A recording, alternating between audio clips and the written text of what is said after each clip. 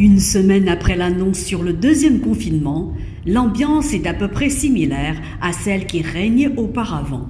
Les voitures continuent de circuler dans les rues de Paris. À une différence près, on croise beaucoup moins de passants.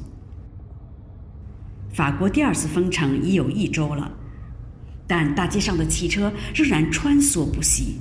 唯一的区别是，路上的行人倒是比1周前少多了。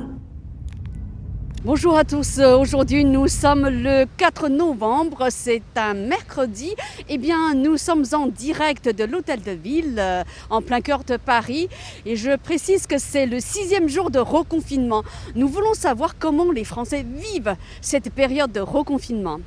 大家好，今天是11月4号，周三，应该算起来呢是法国的再次封城的第6天了。那么今天呢，我们在法国的这个巴黎的市政厅，这是巴黎市中心。我们想知道一下法国人是怎样看待这个第2次封城的。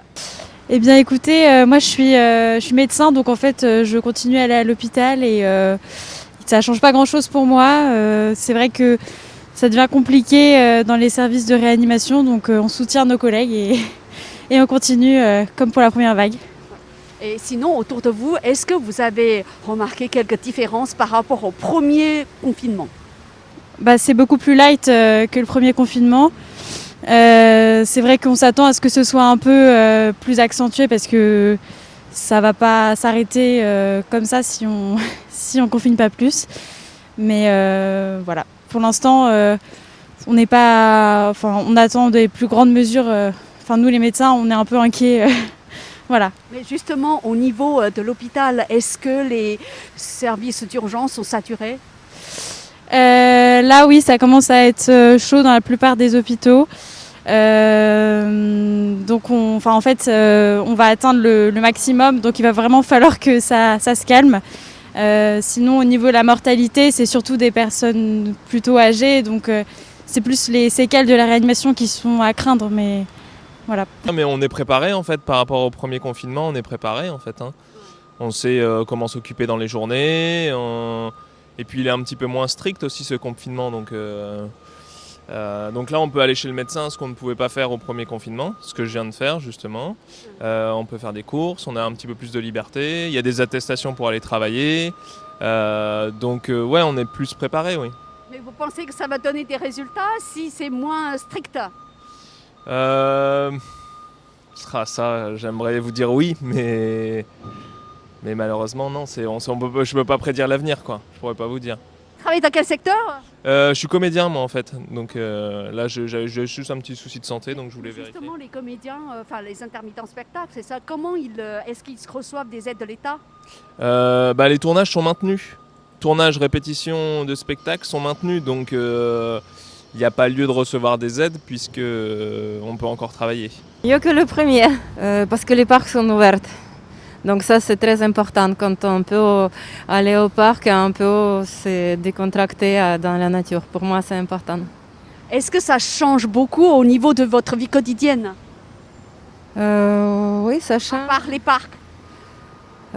Oui, ça change quand même. On ne peut pas se déplacer pour voir les amis. Et on est dans un petit appartement.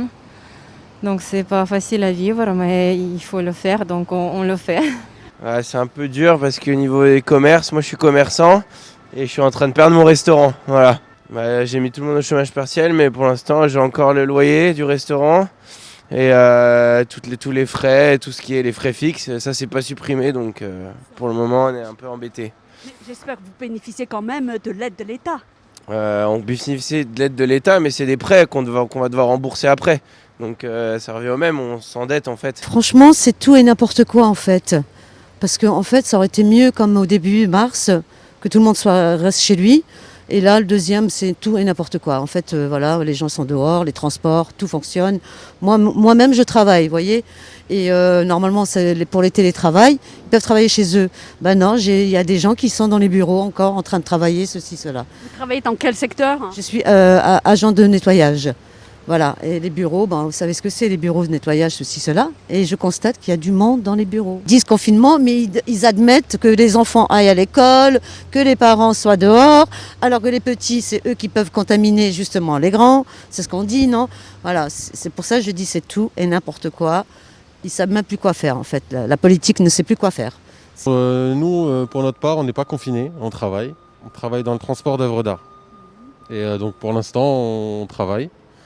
Et tout se passe au mieux avec les masques et les gestes barrières. Reportage par Montarin TV， 法国欧视 TV 巴黎报道。